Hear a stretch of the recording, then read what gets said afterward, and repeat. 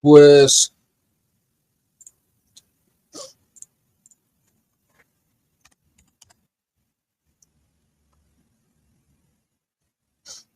vamos a ir a otro tema.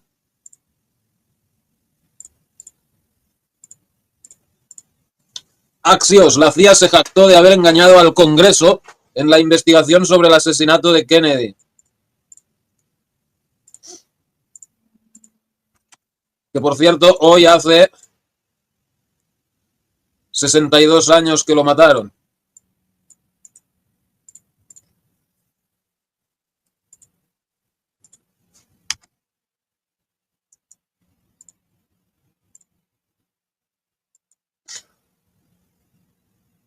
Zelensky no perdió, los que perdieron fueron los miles de muertos, heridos, exiliados y sus familias. Bueno, pero Zelensky ya pronto se le acabará lo de ser presidente y ya veremos cómo se defiende después de la guerra, porque, o sea, si yo fuera ucraniano yo no estaría contento, o sea, yo querría ver al hijo puta este en la cárcel, ¿no? En la cárcel, si es preferible, fusilado, pero como mínimo en la cárcel.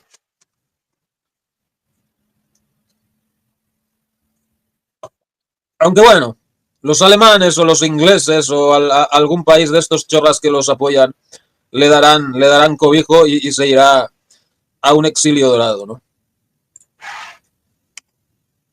Como acaban muchos de estos hijos de puta,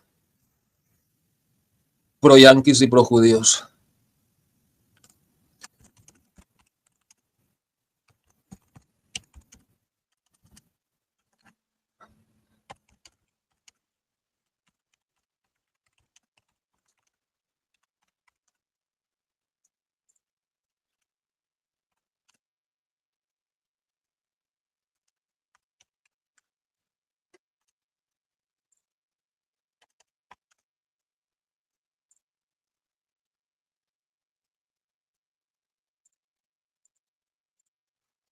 Si no fuera por el pelele de Boris Johnson y Biden, hubieran conseguido un acuerdo mucho más digno.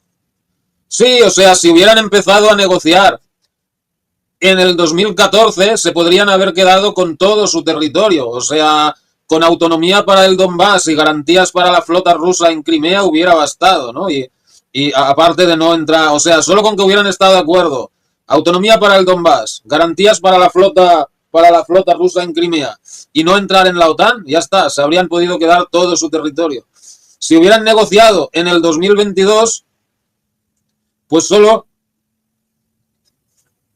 con Crimea y el Donbass hubiera bastado. Ahora van a tener que ceder el 20% de su territorio. El que les ofrecieron, claro, el que les ofrecieron en 2022. Le sucederá lo mismo que al de Wagner. Puede ser. Pero no se lo cargarán los rusos, se lo cargarán los propios gringos para quitárselo de en medio ya de una puta vez. O se lo cargarán los europeos para que no salgan todos los chanchullos que tienen. Ok, vamos a ver esto. Un documento elaborado por el inspector general de la CIA revela los esfuerzos de agentes de inteligencia para ocultar de manera sistemática información y registros relacionados.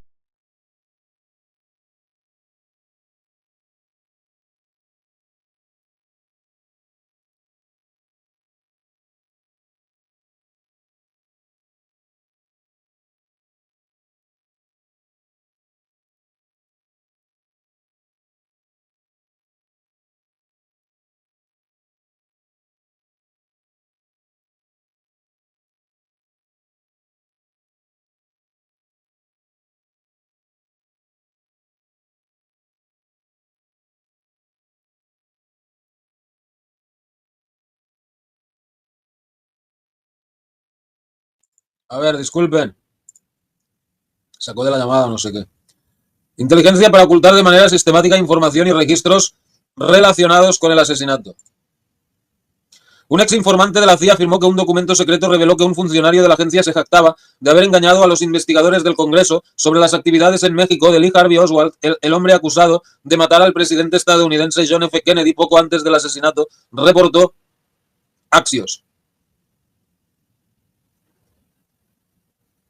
Es un plan maestro para encubrir algo, para mentirle al Congreso y al pueblo estadounidense, dijo el exhistoriador de la CIA y el Departamento de Estado, Thomas L. Piercy.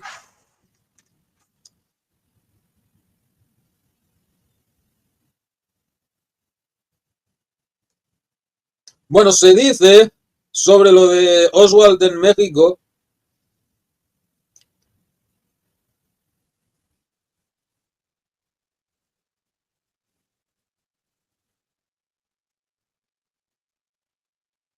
se dice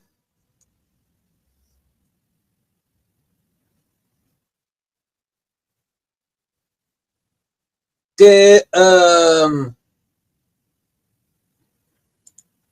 ese Oswald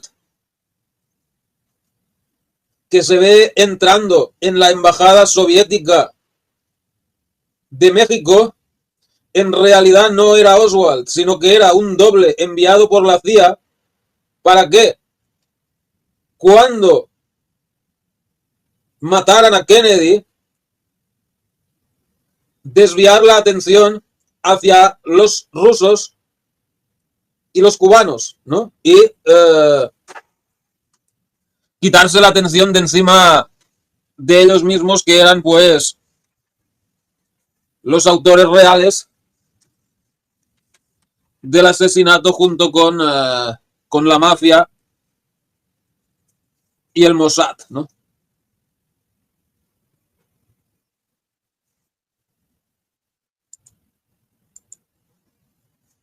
Es un plan maestro para encubrir algo, para mentirle al Congreso y bueno, eso ya lo leí. El documento, de casi 50 páginas, elaborado por el inspector general de la CIA, revela los esfuerzos de agentes de inteligencia para ocultar de manera sistemática información y registros relacionados con el asesinato de Kennedy el 22 de noviembre de 1963. El, el historiador dijo que encontró el informe por casualidad en 2009 mientras trabajaba en una sala segura de la CIA. Según Piercy, el documento, que se incluyó accidentalmente en una caja de archivos que él había solicitado, era una evaluación de daños de la CIA para examinar cómo la reputación se había visto afectada en manos del Comité Selecto de la Cámara de Representantes sobre los asesinatos, que investigó el crimen. La mafia y el Estado profundo, que están muy vinculados, mataron a Kennedy. Sí, pero los que realmente lo instigaron fueron los israelíes, los del Mossad. Y como la CIA y la mafia tampoco eran amigos de Kennedy, pues de buena gana participaron, ¿no?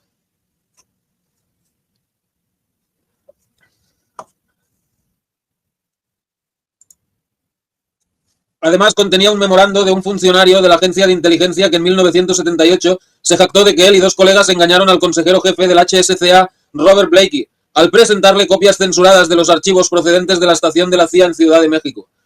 Según Piercy, Blakey revisó cada archivo durante 20 a 30 minutos, pero como estaban tan desinfectados, no tuvo preguntas al respecto. Además, recordó que el informe contenía una referencia a 4 cámaras Hasselblad y 2.300 fotografías tomadas en Ciudad de México, a pesar de que la CIA ha negado la existencia de dicho material.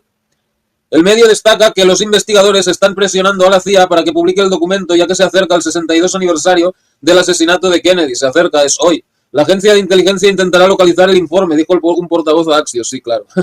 Lo van a localizar. O van a crear un fake, o si lo desclasifican, pues estará pues censurado a full, ¿no? En enero de este año, Trump firmó una orden ejecutiva para desclasificar los archivos sobre los asesinatos en la década de 1960 de John F. Kennedy y de su hermano Robert Kennedy, así como el del líder de los derechos civiles, Martin Luther King. Sí, ahora, 60 años después, cuando ya están todos muertos, ¿no? El 22 de noviembre de 1963, John F. Kennedy fue herido mortalmente por 2 disparos de rifle cuando él, su esposa y el gobernador de Texas desfilaban en la limusina presidencial descapotable por el centro de Dallas. El autor del magnicidio, Lee Harvey Oswald, fue asesinado a tiros en una comisaría de la ciudad 2 días después. Bueno,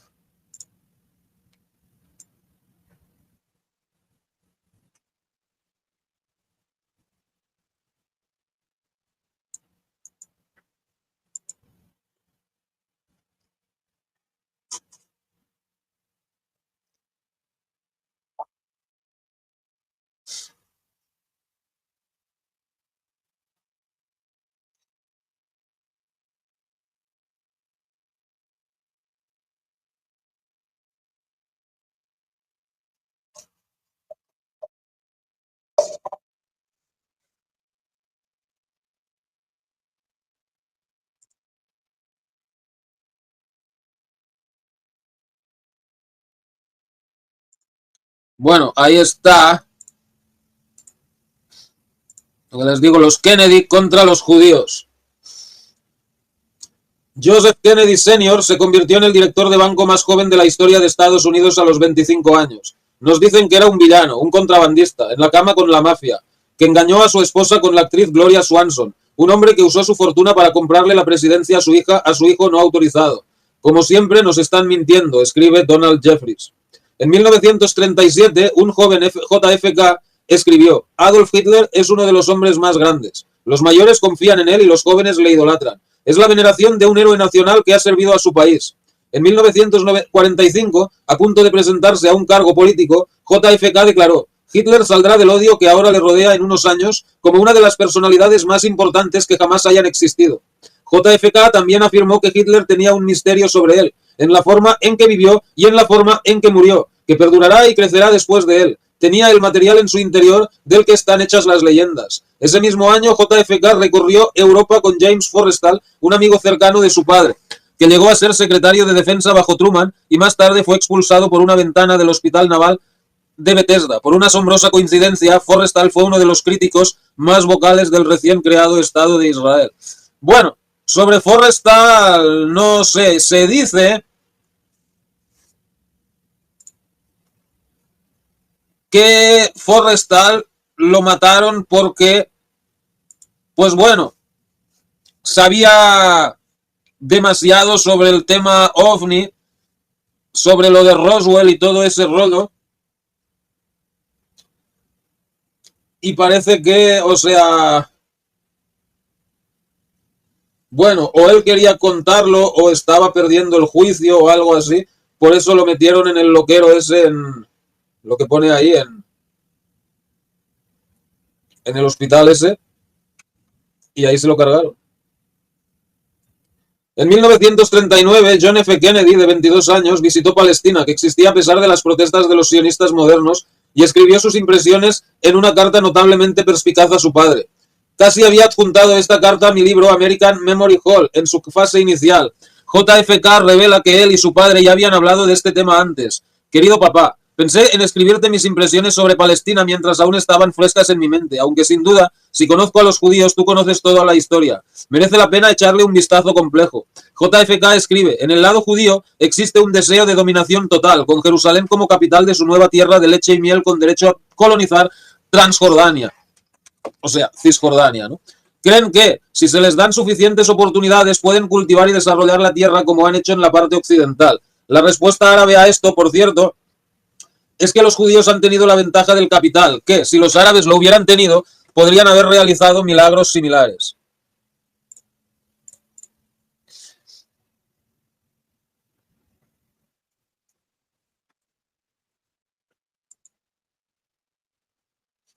Kennedy, que demostró gran conciencia y madurez intelectual para alguien tan joven, continuó describiendo: mi última noche detonaron 13 bombas, todas en el barrio judío y todas por judíos. Lo irónico es que los terroristas judíos bombardearon sus propias líneas telefónicas y conexiones eléctricas y al día siguiente entraron en pánico y llamaron a los británicos para que vinieran a repararlos.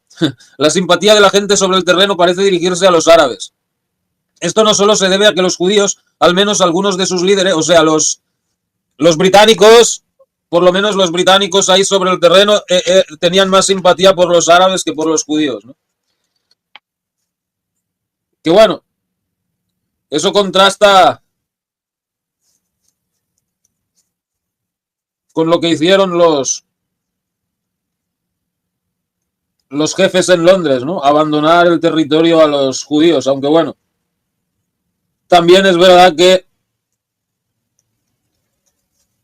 a solo 3 años de la Segunda Guerra Mundial, los británicos tampoco debían de tener muchas ganas de meterse en una guerra colonial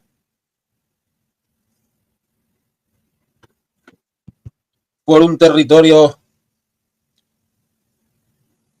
que tarde y temprano deberían de abandonar igualmente, ¿no? Bueno, esto no solo se debe a que los judíos, al menos algunos de sus líderes, tienen una actitud desafortunadamente arrogante e intransigente, sino que también sienten que el país ha sido árabe durante los últimos cientos de años después de todo. El viejo Joe fue un crítico previsible de la financiación y el establecimiento del moderno Estado de Israel. Es imposible imaginar todas esas legendarias conversaciones en la cena con sus hijos sin que sus firmes opiniones influyan en ellos. El viejo Joe tenía los enemigos adecuados, desde FDR Franklin Delano Roosevelt hasta Winston Churchill. Como revelé en mi libro American Memory Hall, FDR intentó humillarlo en la Casa Blanca de haciéndole quitarse los pantalones por alguna razón absurda. FDR aquí parece un guionista novato junto a un conspirador corrupto que forma parte del Salón de la Fama. Le hizo quitarle los pantalones y ¿por qué se los quitó? O sea, el orgullo y alegría del viejo Joe era su hijo mayor, Joseph P. Kennedy Jr., de quien se rumoreaba que era tan abiertamente antijudío como su padre. Esta información proviene de uno de los innumerables libros anti-Kennedy publicados en los últimos 50 años, Reckless Youth, de Nigel Hamilton. La élite ha conseguido vincular firmemente la palabra imprudente con los Kennedy. Piensas en imprudente y ves a JFK delante de ti. RFK, JFK Jr. y ahora RFK Jr. Como señaló Robert Kennedy Jr. en su libro American Values, todas las imágenes negativas de su abuelo provenían de la mafia o de la CIA. RFK Jr. describió cómo su abuelo formaba parte de la poco conocida Comisión Hoover, nombrada por el presidente Truman para investigar las actividades de la CIA. Como escribió, o sea, acababan de fundarla y ya le tenían que investigarla, ¿no? Como escribió RFK Jr., Alan Dulles manipuló la ley e hizo muchos acuerdos a puerta cerrada para conseguir estos enormes presupuestos secretos y realmente empezó a entrometerse en todas las travesuras. Y mi abuelo formaba parte de un comité que investigó esto y vio lo que habían hecho. Y cuando derrocaron democracias en Guatemala, Irán y en todo el mundo, él, Joe Kennedy Sr., también tenemos que desmantelarla. Necesitamos abolir el departamento de planificación, el departamento de trucos sucios. Alan Dulles nunca le ha perdonado ni a mi familia. Por eso, y cuando mi tío vino y Dulles hizo la operación de Bahía Cochinos, despidió a Dulles. RFK Jr. también reveló que el viejo Joe era un verdadero activista contra la guerra, que también se había opuesto a nuestra participación en la Primera Guerra Mundial. La conmovedora declaración del viejo Joe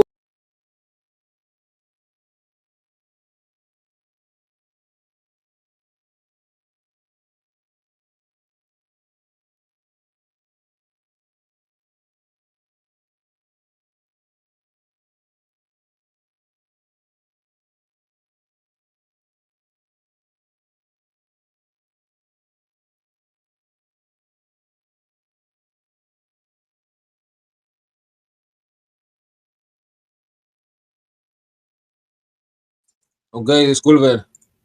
La conmovedora declaración del viejo Joe durante su discurso radiofónico de que Estados Unidos debe mantenerse al margen de la guerra y que nuestro objetivo debe ser establecer una paz justa y duradera, predijo el eterno discurso de paz de su hijo en la American University en junio de 1963, que selló efectivamente su sentencia de muerte. El viejo Joe tenía un interés personal bastante en esto, con la vida de sus 3 hijos mayores en juego. Trágicamente, Joe Jr. perecería en un accidente aéreo sin sentido y aún inexplicable, tras apuntarse a una misión absurda para bombardear una ubicación alemana abandonada hace mucho tiempo. Su hija Kathleen moriría entonces increíblemente en otro accidente de avión.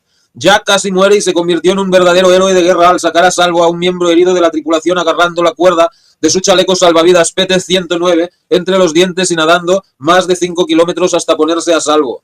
Más tarde, tanto Jack como Robert morirían asesinados. 4 de sus hijos murieron de forma antinatural en incidentes separados. ¡Wow! Michael Collins Piper, autor del libro largamente olvidado sobre el asesinato de JFK Juicio Final, escribió otro libro antes de su prematura muerte. El libro, titulado Confesiones de un antisemita, presenta conversaciones entre el entonces embajador en Inglaterra, Joseph Kennedy Sr., y un acaudalado agente de Hollywood, modelo y ejecutivo de televisión llamado The West Hooker. Las conversaciones se centraron en el poder desproporcionado de los medios judíos y el poder financiero en Estados Unidos. Piper describió a Hooker como un hombre extraordinariamente apuesto, de aspecto aristocrático, con hombros anchos y ojos azul brillante, que había aparecido en todas las revistas nacionales como modelo de camisas de Hathaway y llevaba un parche en el ojo. También fue el modelo principal masculino de los cigarrillos Chesterfield. Una de las cosas más explosivas que le dijo Old Joe a Hooker fue: nosotros, es decir, los patriotas no judíos, perdimos la Segunda Guerra Mundial y los judíos ganaron. Durante 1938, el embajador Kennedy intentó reunirse con Adolf Hitler sin permiso del Departamento de Estado.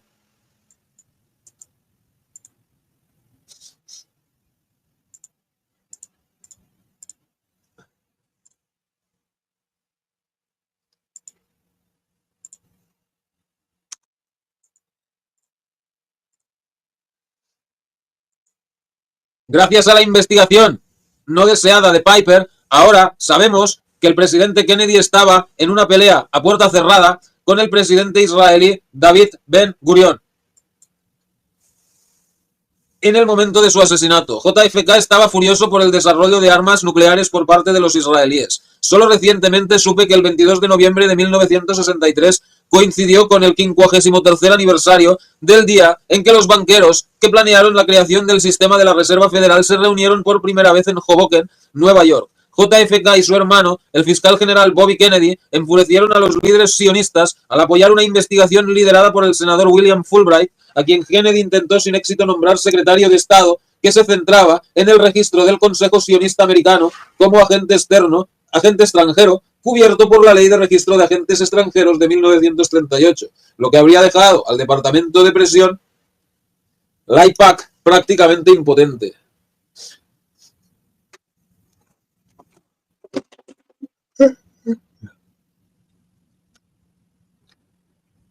Como senador en 1957, John F. Kennedy apoyó inequívocamente el nacionalismo árabe y revirtió la política exterior de Eisenhower a favor de Nasser, exigiendo a Estados Unidos que apoyara la resolución 194 de la ONU que trata sobre el derecho de retorno de los refugiados palestinos. Esto suponía una gran amenaza para los intereses sionistas que habían hecho todo lo posible para convertir a Nasser en enemigo de Estados Unidos. Así que está bastante claro que JFK fue el último presidente que no fue sionista, que en realidad era un enemigo del sionismo y que resultó ser hijo de uno de los opositores de larga data al sionismo. Al comienzo de su presidencia, JFK se enfrentó al desastroso plan de la CIA para Bahía Cochinos, por lo que despidió a los 3 funcionarios más altos de la CIA, incluido el director Allen Dulles.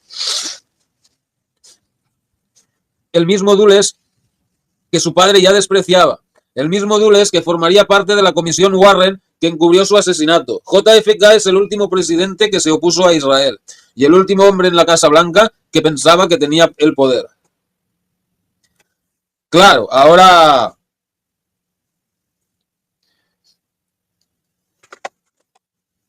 es todo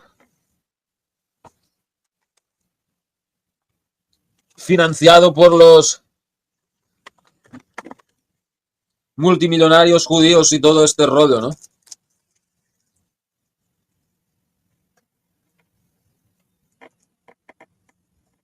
¿No es un poco extraño que los mismos acusados habituales, los historiadores judiciales, sobornados y pagados, y los analistas de prensa nunca pinten a JFK con pincel antisemita? Son los mismos institutos de prensa para usar las palabras de Gerald Celente, que afirmaba estar demasiado enfermo para ser presidente, pero al mismo tiempo mantenía sexo sin parar con las mujeres más bellas del mundo, que le han etiquetado a él y a toda su familia como imprudente e irresponsable, un holgazán al que le llenaban de drogas legales e ilegales para darle una salud excelente. Pero se dice poco sobre su o la de su padre actitud hacia los judíos. Tienen muchas pruebas anecdóticas que son mucho más creíbles que todo ese alcohol ilegal y tonterías de la mafia. Según Harvey Clemmer, antiguo empleado del embajador Kennedy, el embajador Joe Kennedy llamó sistemáticamente a los judíos caics de Shinis. Se dice que Kennedy le dijo a Clemmer: algunos judíos individuales están bien, Harvey, pero como raza apestan, estropean todo lo que tocan.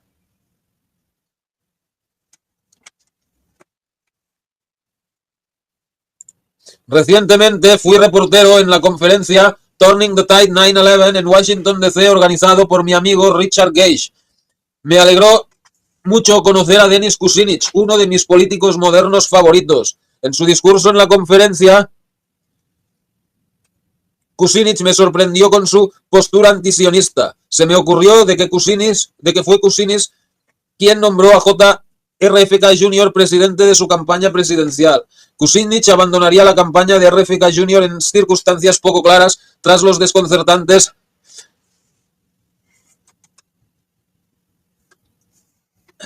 comentarios de Kennedy sobre cómo los palestinos son el pueblo más mimado del mundo y cómo el ejército israelí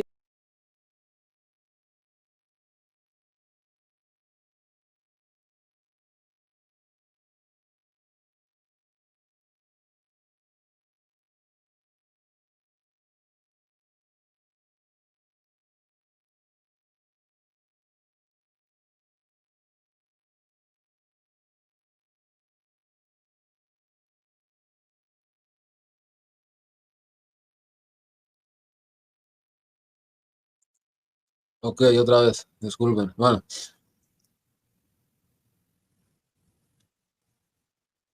¿Y cómo el ejército israelí nunca ha asesinado a civiles?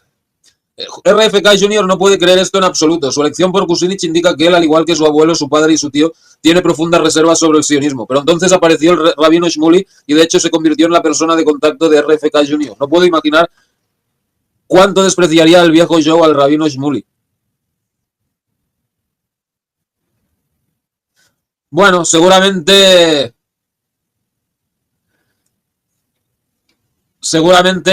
Robert Kennedy pensó, bueno, si no apoyo, o por lo menos hago ver que apoyo a esta gente, voy a acabar como mi padre y como mi tío. Shmuley fue lo suficientemente cutre como para intentar manipular el reciente asesinato del influencer conservador Charlie Kirk.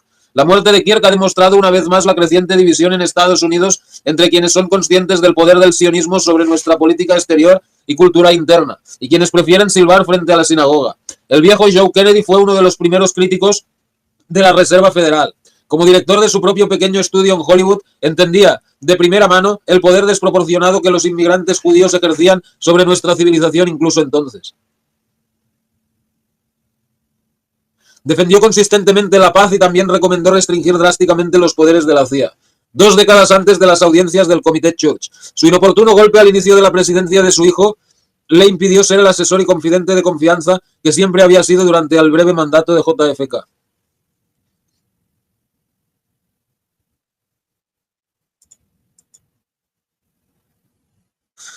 Ah, eso está mal traducido. Su inoportuno ataque, tenía que decir. O sea, tuvo un ataque cerebral, algo así, ¿no?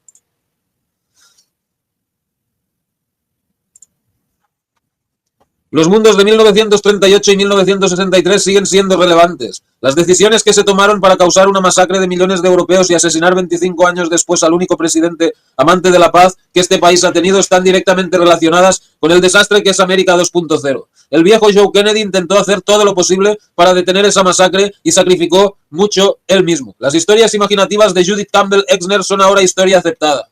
El viejo Joe era un terrible sinvergüenza, un apaciguador moralmente corrupto o incluso un verdadero nazi.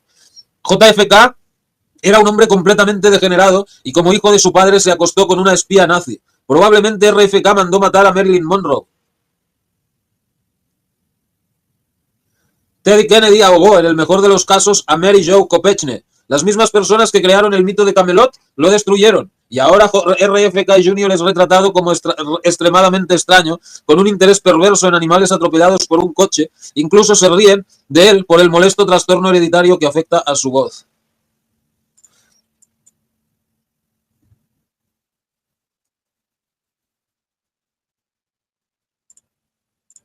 Así que vemos un patrón histórico aquí, que comienza con el patriarca de la familia Joseph Kennedy Sr., quien respecto desconfiaba de los judíos en general y ciertamente del establecimiento de Israel.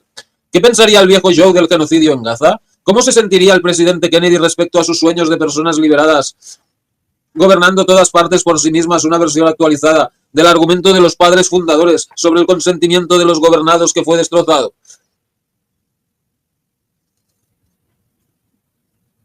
Esa es exactamente la frase que usó para describir lo que quería hacer con la CIA. Hemos avanzado mucho. Dijo que quería romper a la CIA en 1000 pedazos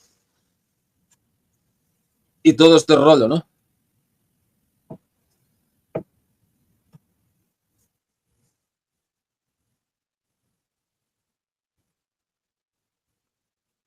Hemos avanzado mucho desde JFK exigiendo que Ben Gurion detuviera el desarrollo nuclear en Dimona, hasta el vendedor de juguetes sexuales, el rabino Shmuley, controlando la posición de su primo sobre el sionismo.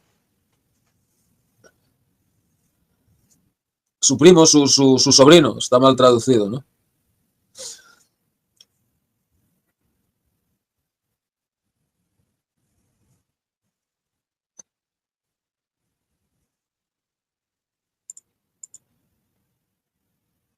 Los Kennedy han sido injustamente vilipendiados por una prensa libre que está dirigida desproporcionadamente por el mismo tipo de personas contra las que Old Joe arremetía tras bambalinas. Es una guerra que los Kennedy perdieron, como demuestra de forma espeluznante su recuento de cadáveres, pero también fue una gran derrota para el pueblo estadounidense.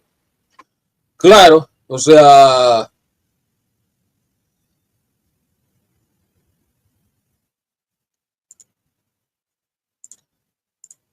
esos fueron los que realmente estaban tras el asesinato de Kennedy, ¿no?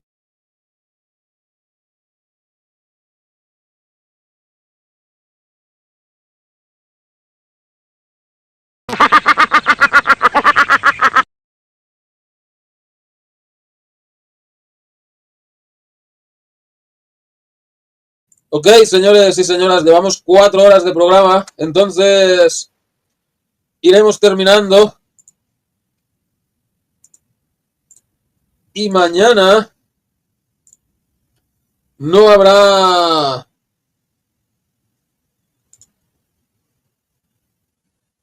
conspiraticias, pero estaremos en el canal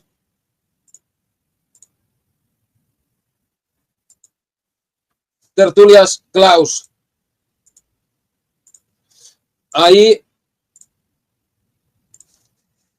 les esperamos a todos. Mañana más o menos hacia entre las 12 de la noche y la 1 de la madrugada de aquí de Europa. Perfecto.